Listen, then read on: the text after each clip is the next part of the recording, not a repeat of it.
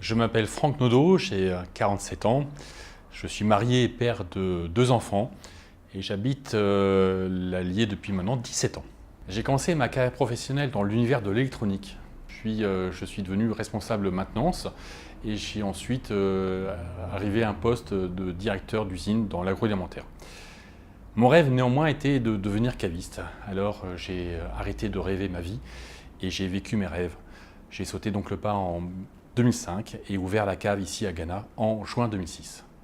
À partir du moment où on crée une société, on crée le poste et les métiers qui vont avec.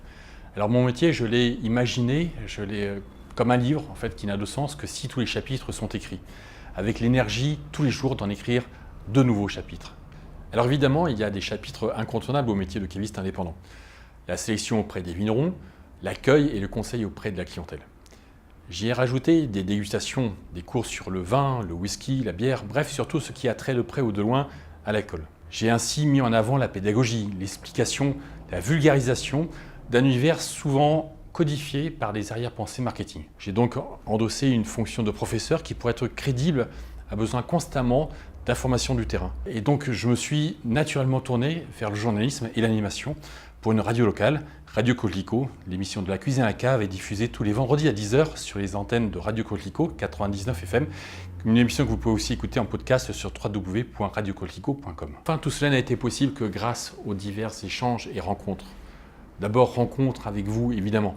La cave ne serait pas ce qu'elle est si vous n'étiez pas là. Rencontres avec des vignerons extraordinaires qui ont bien voulu que je devienne leur ambassadeur. Et des rencontres, il y en a eu d'autres de fondamentales, avec notamment l'arrivée en 2010 de Priscilla, en 2013 de Sylvie, en 2016 d'Axel et en 2017 de Francis. Autant de personnes passionnées et compétentes qui sauront vous servir au mieux.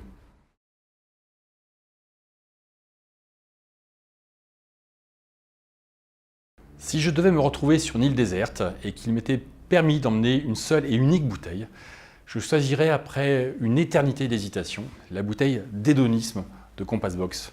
Un whisky blending grain créé par John Glaser qui joue sur la rondeur et sur la complexité du fruit.